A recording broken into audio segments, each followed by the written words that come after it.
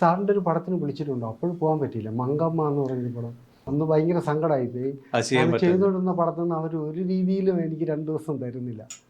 അപ്പോൾ നമ്മൾ നാടകം ചെയ്യുമ്പോഴും ഒക്കെ നമ്മൾ കഥാപാത്രം തിരഞ്ഞെടുക്കുമ്പോൾ അതിൽ എൻ്റെ രൂപത്തിൽ പറ്റിയ എന്ത് ക്യാരക്ടർ ഉണ്ടെന്ന് നമ്മൾ അന്വേഷിക്കുമല്ലോ. അതുകൊണ്ട് തന്നെ ചില വാക്കുകളും കിട്ടും. അവർ തന്ന ഡയലോഗിൻ്റെ കൂടെ ഒരു പൊടിപ്പോ തൊങ്ങലോ ചേർത്ത് വെക്കാനോ ആവശ്യമില്ലാത്തതുകൊണ്ട് ഞാൻ കഴിയുന്നത് അതുകൊണ്ട് തന്നെ ആയിരിക്കും.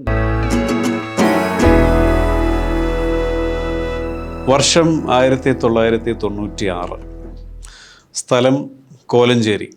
ഒരു സിനിമയുടെ ചിത്രീകരണം നടന്നുകൊണ്ടിരിക്കുന്നു. അതിൽ പ്രധാനപ്പെട്ട ഒരു വേഷം ചെയ്യാൻ വേണ്ടിയുള്ള നടനെ തേടി സംവിധായകനും സഹസംവിധായകരും അതിൻ്റെ മറ്റ് പ്രവർത്തകർക്ക് വളരെ കൂലങ്കിഷമായ ചർച്ചയിലാണ്.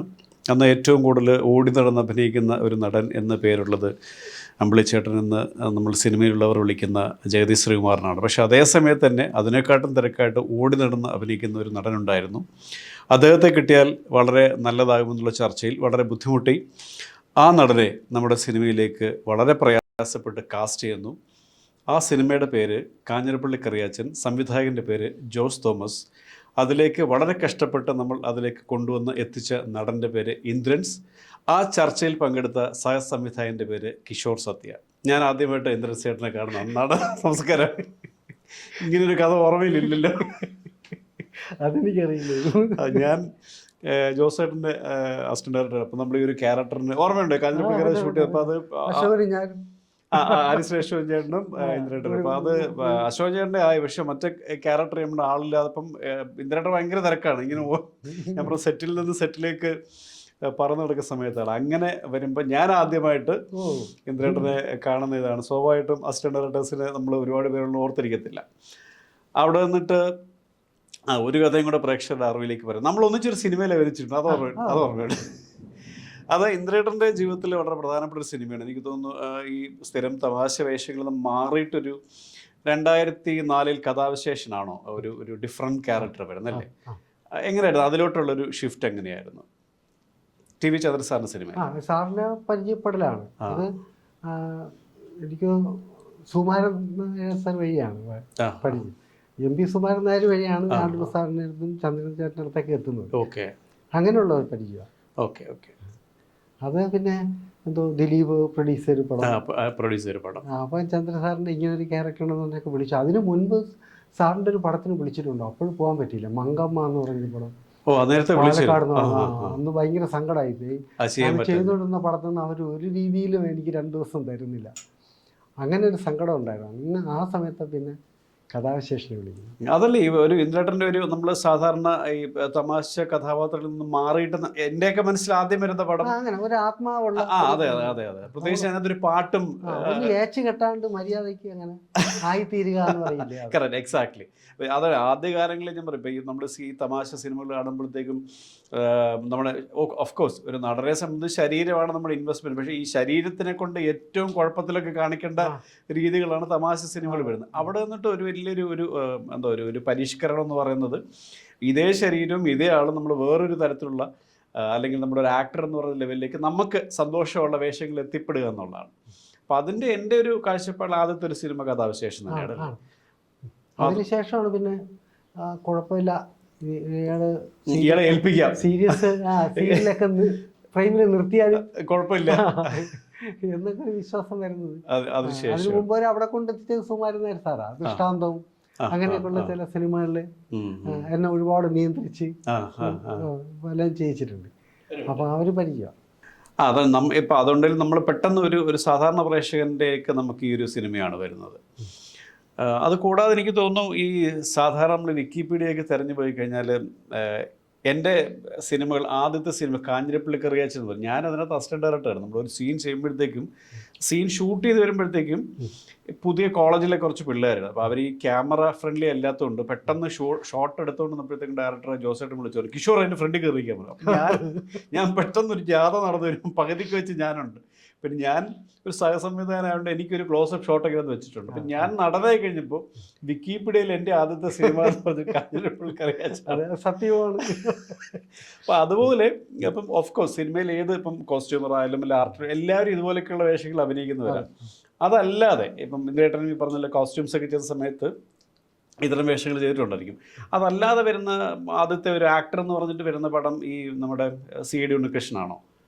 അല്ല, അതിനു മുമ്പ് ആധാരം, ആ, മാലയോഗം, അതെല്ലാം വന്നിട്ടുണ്ട്. ധനം, ആ ആ ആ ആ സമ്മേളനം, എങ്കിലും അതങ്ങനെ ചെറിയ ചെറിയ കുഞ്ഞു കുഞ്ഞു വേഷങ്ങൾ ചെയ്തിട്ടുണ്ട്. അപ്പം ഞാൻ ചോദിച്ചു, കാരണം പെട്ടെന്ന് നമ്മളിങ്ങനെ വരുമ്പോഴത്തേക്കും നമ്മുടെ ഓർമ്മയിൽ, കാരണം നമ്മളെല്ലാവരും സിനിമയിലുള്ളവരെല്ലാവരും ഇപ്പം പോയി തപ്പിക്കഴിഞ്ഞാൽ പല ആൾക്കാരെയും നമ്മൾ പല പല കുഞ്ഞു വേഷത്തിലും കാണാം.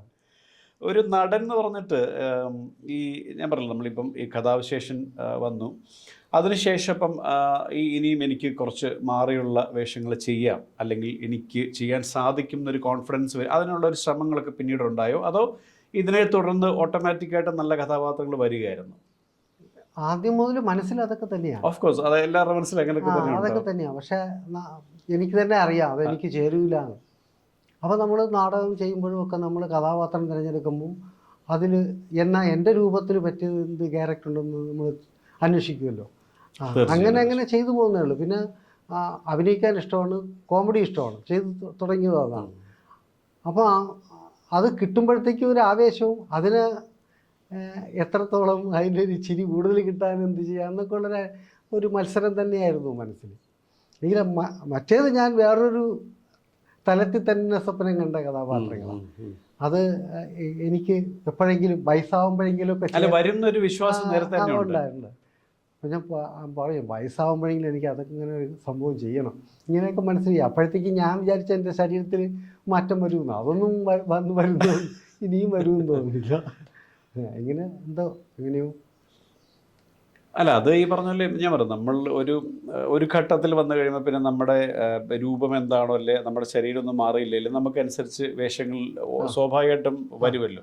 അപ്പം അതിലേക്കുള്ളപ്പം അതിന് വേണ്ടിയിട്ട് ഈ ഒരു ഷിഫ്റ്റ് വരുമ്പോഴത്തേക്കും ഈ ആഗ്രഹമല്ലാതെ വേറെ എന്തെങ്കിലും പ്രത്യേകിച്ച് ഞാൻ പറഞ്ഞു അതിൻ്റെ ഒരു പഠനങ്ങൾ, ഈ പറഞ്ഞ ക്യാരക്ടറിലേക്ക് മാറാനുള്ള സിനിമയിൽ പലപ്പോഴും നമ്മൾ തലേദിവസമായിരിക്കും ചിലപ്പോൾ ക്യാരക്ടർ എന്നാലും വിളിച്ച് പറയുമ്പോഴായിരിക്കും. പക്ഷെ അപ്പോൾ അതിനുള്ളൊരു മാനസികമായ തയ്യാറെടുപ്പുകളൊക്കെ ആ കാലം, ഇപ്പോഴല്ല ഞാൻ ചോദിക്കുന്നത്, ഈ നമ്മൾ അതായത് എന്നിലേക്ക് നല്ല വേഷങ്ങൾ വരാൻ തുടങ്ങുന്നു എന്നറിയുമ്പം ഇന്ദ്രേട്ടൻ്റെ ഭാഗത്തുനിന്ന് ബോധപൂർവമായിട്ടൊരു ശ്രമങ്ങൾ ഉണ്ടായിട്ടുണ്ടോ? ആ സമയം ഒരുപാട് വെച്ചാൽ ഒരു വലിയ സിനിമ കാണുമ്പം ഞാൻ അവരാവും, അത് ഞാൻ അഭിനയിച്ചാണ്,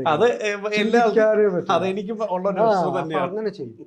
പിന്നെ നല്ല അതുപോലെ അഭിനയ സാധ്യതയുള്ള പുസ്തകങ്ങൾ കിട്ടിയാൽ തീരുന്നവർ ആ കഥാപാത്രമായിട്ട് വായിക്കും, അങ്ങനെയൊക്കെ ചെയ്യണം. അപ്പോൾ എനിക്ക് തോന്നുന്നു ഇതെന്നെ എൻ്റെ പുറമേ വലിയ മാറ്റം വരുത്തിയില്ലെങ്കിലും ഉള്ളിൽ എന്തൊക്കെയോ ഒരുപാട് കൊതിയും ഒക്കെ നിറച്ചതാണ്, അങ്ങനെ എനിക്ക് തോന്നുന്നു.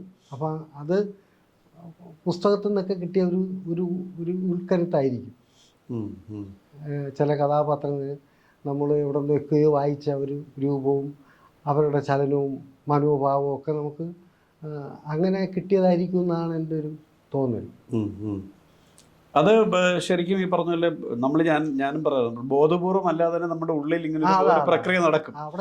നമ്മളിങ്ങനെ ഭയങ്കരമായിട്ടൊന്നും ഇല്ലെങ്കിലും നമ്മളിൽ ഉള്ളിൽ, ഞാനെപ്പോഴും പറഞ്ഞാൽ നമ്മൾ അറിയാതെ തന്നെ ഒരു ക്യാരക്ടർ വരുമ്പോഴത്തേക്കും നമ്മൾ ഈ പറഞ്ഞ നമ്മുടെ മനസ്സിൽ കുറെ പ്രവർത്തനങ്ങൾ നടക്കും, നമ്മളിൽ കുറെ സംഭവം കിടക്കുന്നുണ്ടല്ലോ. അതെ വരുന്ന രീതിയിൽ ഏതെങ്കിലും ഒരെണ്ണമായിരിക്കും, അതുമായിട്ട് ഒരുപാട് താരതമ്യം ചെയ്യാൻ നമുക്ക് കിട്ടും.